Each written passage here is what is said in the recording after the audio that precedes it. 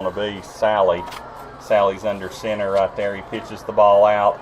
Again, running back right here. We've got that ball. Good running. We found something right now on the outside right there. They're pitching the ball to the outside. We're getting the ball. That again, that was Landon Blanton carrying the ball right there. Is that his first carry of the night, Joe? First carry, averaging 12 yards. He's averaging 12 yards a carry. So it's going to be 1st and 10 at the 27-yard line as Gate City is finding a little bit of running room right here. Again, let's see if the inside handoff right there to Blanton. Blanton gets out to about the 36-yard line as he stretches for a little more, but they're going to mark him down around the 35-yard line. Got a good run for Blanton. They're starting to hit the gaps, picking up some yardage. Of course, it is, and not to demean anything, but that is against their second and third teams. But got to work on some things, get better, and build some confidence. Again, you take a look at a Union. If that score holds, they're going to come in with their first conference loss in about 4 or 5 years. They're going to be primed and ready for a matchup with the Blue Devils. As Gate City, we're looking to pass right here. It's going to be a deep pass down the left side, and it's going to be complete.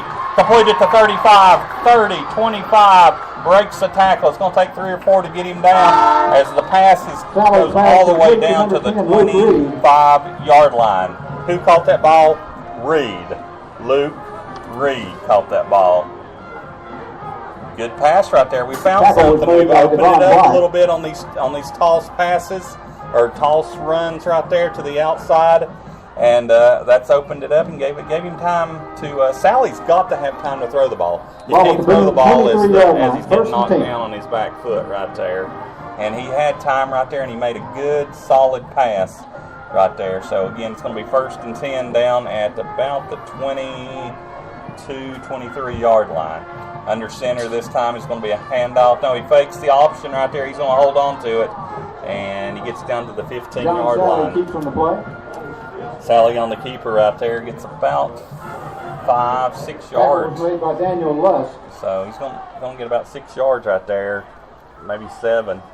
23 yards on 2 carries right now. He, the thing we talked about the passing, but they've got to develop an intermediary, that too, a middle kind of game. So 15 yards, 5 yards, 10 yards. Not the. I mean, it's great when you go 50 yards, but the fact is that they need something shorter than that. Yeah. Even right there, it opened up again. And you talk about that Daniel Boone is got possibly some of their second string in, but I'm looking down at their size and everything. They may not have the experience that some of these other players on their team have, but they're just as big. I mean, this is a big, fast Daniel Boone team, and as you and Chris talked about, I can see why they beat a good Tennessee High team, and they'll face Greenville down the road at some time. So fake pitch to the outside and goes untouched almost into the end zone. Where did they end up? Touchdown, Gate City. Luke Reed. Luke Reed went untouched right there. That was a beautiful fake. They faked the jet sweep to the left side. Reed took the ball straight up the middle and had some of the guys' heads on a swivel that time for Daniel Boone. So we're going to go for one as the score is 48-12. On for the extra point, it's going to be Levi Roten. And there's a timeout, Gate City. And we'll take it with them. Yep, they only had 10 players on the field, Joe. Coach did not like that at all right there. Coach Akers did not like it. As Joe says, we'll take a timeout. You're listening to the home of Blue Devil Sports. This is Gate City Sports Radio.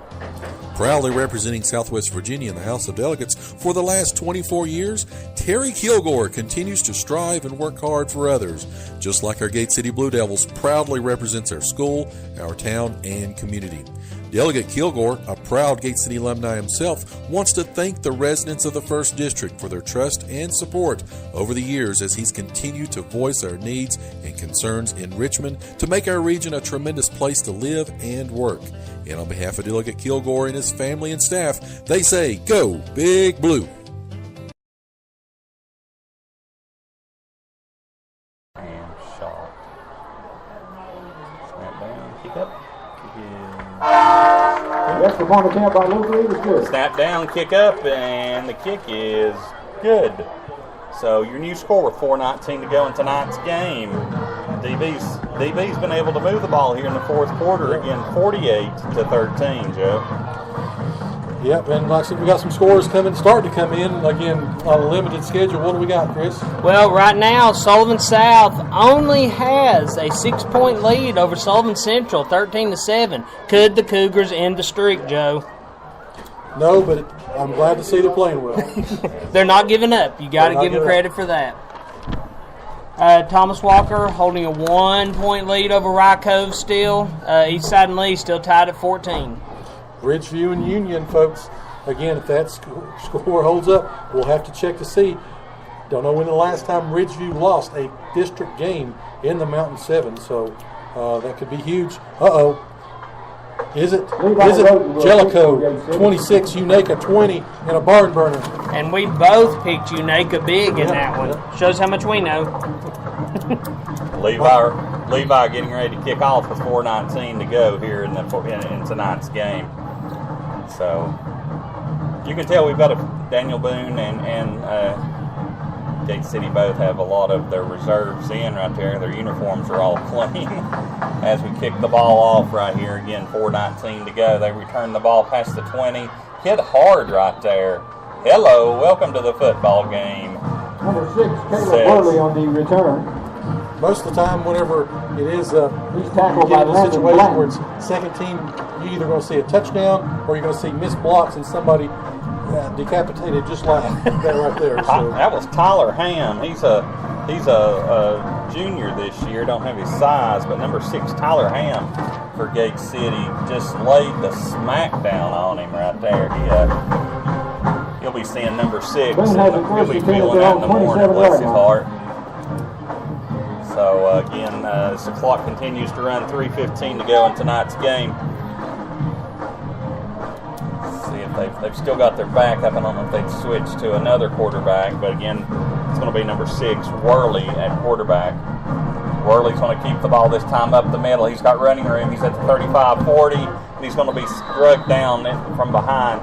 That's number 4 on the stop. That's another player in Dawson Caleb Williams. Worley, the ball carrier.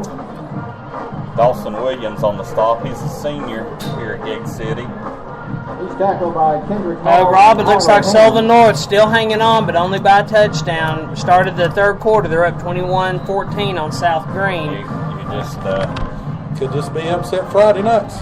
I'm trying to find a new score on the Ridgeview Union game, and nothing's coming across. So what's the score on Union and Ridgeview? The last we heard, it was 21-7 Ridgeview. When you lose the caliber of players that they lost last year, it makes it a little harder to play a team that's as hot as Ridgeview is right now. So back to action here. Daniel Boone carries the ball past midfield over to the 46-yard line, Tackled by Jacob Strong, where they're stopped by number 44, 51 Kevin Ryan Hunt. Sizemore and number 56 Zach Hammonds. 2 new players in for Gate City as the clock continues to run. A little over 2 minutes to go here in tonight's game. Grady Edwards with a great pop, but unfortunately probably got a concussion. He came off the field seeing about three or four of everybody. Phew. That was a big hit right there. So these guys just get so excited when they get the chance to come out there and play, and there's been some hard hitting going on here in the last little bit. Carrying the ball now for Union. That's a new running back, Ryan Haney. 23, Nate Rader. Haney carries the ball for a first down across the 43-yard line. And that'll probably about do it for any chance of Gate City to get the ball back tonight. Chandler Collins. Well, it looks like, of course, guys are on the home side of the football field. with that leg injury. Looks like number 52's down there icing a little bit on his ankle. Hopefully we came through pretty injury-free is a big thing. A lot of young players in for Gate City. You look at Isaac Rice, a freshman in playing right now, and making the tackle right there, who's having a great game tonight, Carson Jenkins. Tackle made by Carson Jenkins. So Carson's been all over the place tonight. Also out there for Gate City right now is number 44, Cameron Ham. You have number 8, Jacob Strong out there. Also coming into the game, Luke Stokes, another freshman. So we are running some players off. We're not just putting 15 out there. But as they go from the shotgun again, Daniel Boone does. They're going to fake the handoff. Quarterback's going to keep it once again. Gets past the 35 down to the 33-yard line, where he's going to be met and hit. This time he's going to be number 64, Austin Roberts, who we announced just a few minutes ago. Also in on the stop was Dylan Barr. So, also coming in number 42, Jaden Davison, and number 39, Rice Peloff. Hey, I did just 35 seconds to go. Sorry, Chris. That's all right. I did just get an updated score. The Ridgeview Union, it still is 21-7. Ridgeview, 5:43 to go in the third quarter. Union will force overtime. Anybody want to put anything on that? How about a campus drive-in cheeseburger? Or something from Lockeretta Express. One of our many sponsors.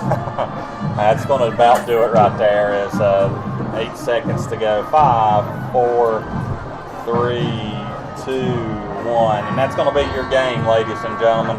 A hard-fought game for the Blue Devils tonight, but just ran into another buzzsaw of bigger and faster players right tonight, which hurt us in 2 or 3 options right there. But Daniel Boone wins tonight, 48-13. So we'll take a break right now, and we'll come back with the post-game show.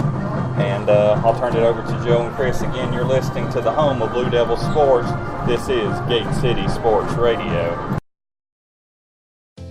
Proudly representing Southwest Virginia in the House of Delegates for the last 24 years, Terry Kilgore continues to strive and work hard for others. Just like our Gate City Blue Devils proudly represents our school, our town, and community. Delegate Kilgore, a proud Gate City alumni himself, wants to thank the residents of the 1st District for their trust and support over the years as he's continued to voice our needs and concerns in Richmond to make our region a tremendous place to live and work. And on behalf of Delegate Kilgore and his family and staff, they say, Go Big Blue! For exceptional Mexican food and the perfect place to stop in before heading out to watch another Gate City victory, La Carreta Express in Weber City offers a tremendous menu of authentic Mexican cuisine at a great price. La Carreta proudly supports Blue Devil sports, and they're open 7 days a week, even until 10 p.m. every night except Sunday. So dine in with them today or give them a call at 276-386-7000 for call-in orders. Again, that's 276-386-7000. And they're located next to Weber City Drug on US Highway 23 in Weber City. Open 6 days a week and specializing in all types of truck, trailer, and heavy equipment repair, M&P Repair can take care of all of your needs.